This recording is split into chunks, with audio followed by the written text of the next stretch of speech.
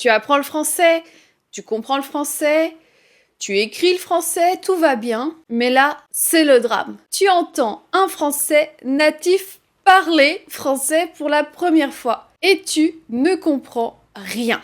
C'est très difficile pour toi de comprendre les Français quand ils parlent normalement, que ça soit dans les films, dans les séries ou en vrai. Salut, moi c'est Manon pour Oh là la French Course et aujourd'hui je vais t'aider à maîtriser le français parlé.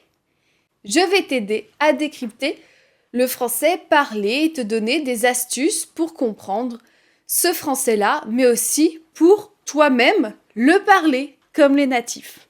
Sache que tu peux trouver le PDF gratuit de tout ce dont je vais te parler aujourd'hui. Et il y a également des exercices pour pratiquer le français parlé. Télécharge ce PDF gratuit dans la description. Alors déjà, voyons la différence entre le français écrit et le français parlé. Le français écrit, c'est celui qu'on apprend à l'école élémentaire, primaire, et l'école de langue traditionnelle.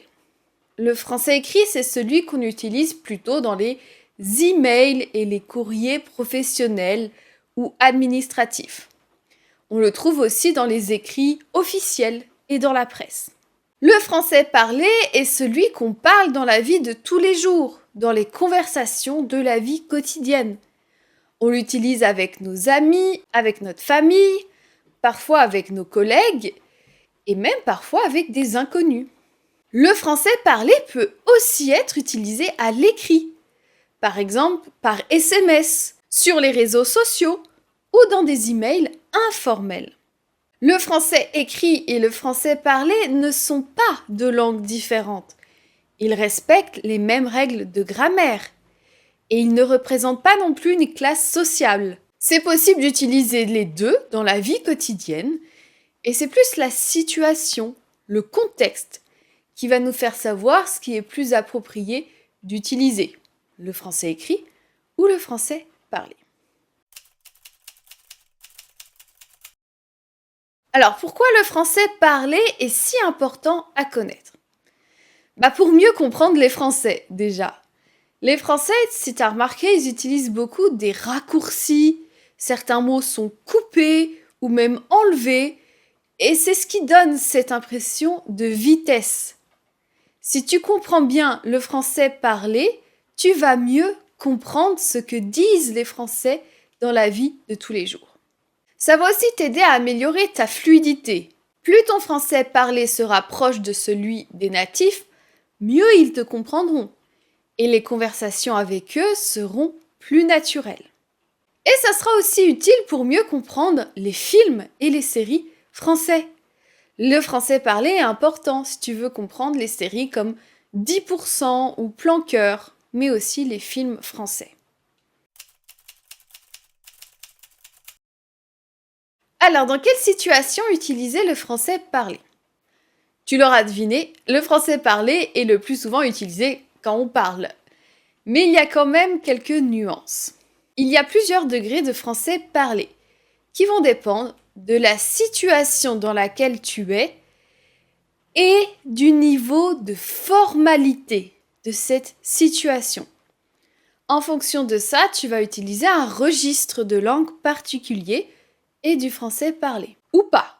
Les registres de langue sont des codes linguistiques qu'on utilise en fonction d'où on est et avec qui on est. Si le registre de langue est formel, soutenu, je ne vais pas beaucoup utiliser le français parlé.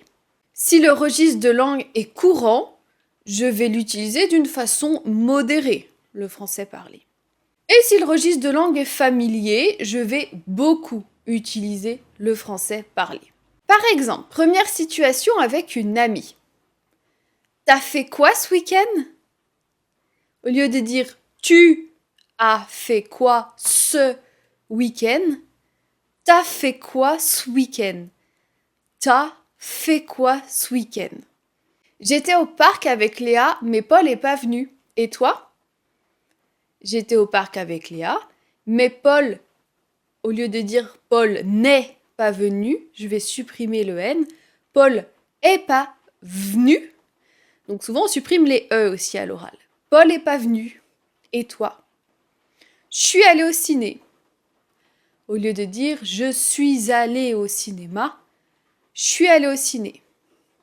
Deuxième situation, à la boulangerie, donc peut-être avec quelqu'un que je ne connais pas. Bonjour, je vais prendre 2 baguettes pas trop cuites s'il vous plaît. Je vais au lieu de je vais. Je vais prendre 2 baguettes pas trop cuites s'il vous plaît. Et une autre situation par SMS. On aime bien aller vite par SMS, donc on peut supprimer des lettres ou des mots. Salut, ça va? Tu fais quoi? Je me repose un peu, je suis malade. Là, on a raccourci plusieurs lettres. On en parlera en détail juste après de ça. Alors, voyons le vocabulaire du français parlé. À l'oral, on va utiliser beaucoup de vocabulaire familier et de l'argot. Donc le vocabulaire familier, c'est un vocabulaire utilisé plus souvent avec sa famille, ses amis, des personnes proches de nous. Et l'argot, c'est un vocabulaire utilisé par un groupe social particulier qui le distingue des autres. Donc l'argot peut être utilisé par une catégorie professionnelle qui a son propre vocabulaire ou façon de parler, ou par des personnes de la même région, ou par des personnes qui partagent les mêmes intérêts. Alors pour t'aider à maîtriser le vocabulaire qu'on utilise à l'oral en français, donc je te partage dans le PDF gratuit les 50 mots d'argot les plus utilisés en français.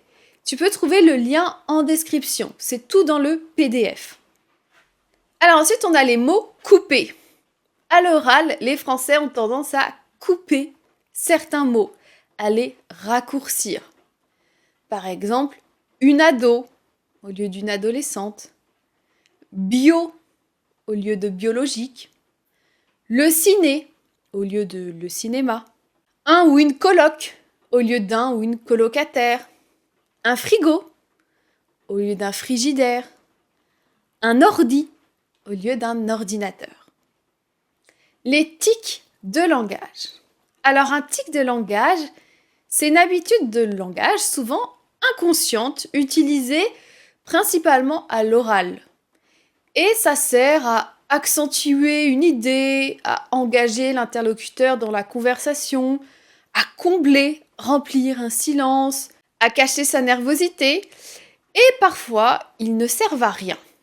Et ils sont aussi parfois considérés comme mauvais. Et on est souvent encouragé à les supprimer, car les tics de langage ne sont pas considérés comme beaux. Bon, cependant, ils sont très utilisés et font partie entièrement du français parlé. C'est pas forcément quelque chose que tu dois apprendre, mais plutôt de les connaître. Et de plus, à force d'écouter du français parlé, tu vas naturellement commencer à utiliser des tics de langage. Alors ensuite, on a la grammaire du français parlé. Alors j'ai dit que ça suivait les mêmes règles de grammaire. Bon, on va voir quelques petites nuances. La première, c'est qu'à l'oral, on utilise très peu « nous ».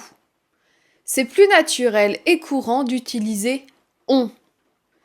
Et c'est possible d'utiliser « on » dans quasiment toutes les situations à l'oral. Avec ses amis, au supermarché, avec tes professeurs, dans des démarches administratives, etc. Utiliser on à l'oral, c'est pas considéré comme malpoli ou informel. C'est vrai que si tu te trouves dans une situation ultra formelle, ok, là je te conseille d'utiliser nous. Mais sinon, dans les autres situations de la vie de tous les jours, tu peux utiliser on à l'oral librement. Par exemple, au restaurant. On va prendre le menu du jour, s'il vous plaît. Avec tes amis. Tu viens? On va au ciné. Deuxième point, c'est le ne de négation. Donc à l'oral, il est courant de supprimer le ne de la négation. Quand les Français parlent, ils aiment être efficaces et rapides.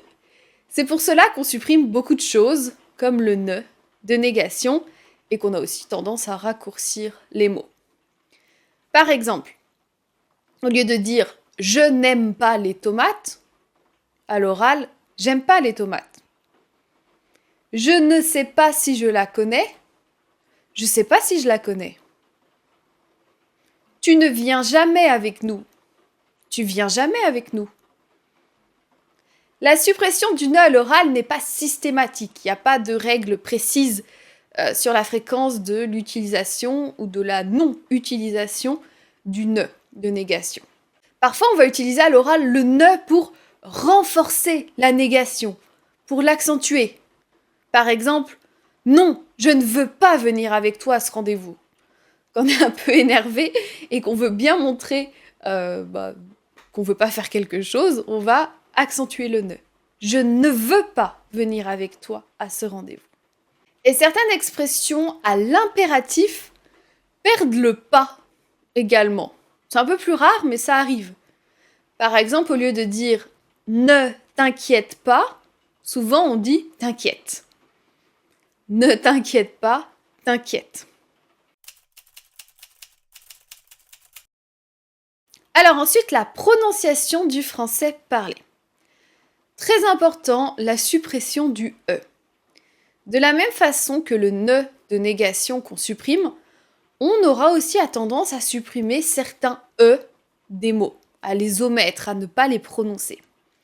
Je vais te présenter, je viens de le faire, je vais te présenter les principaux mots auxquels on supprime un « e ».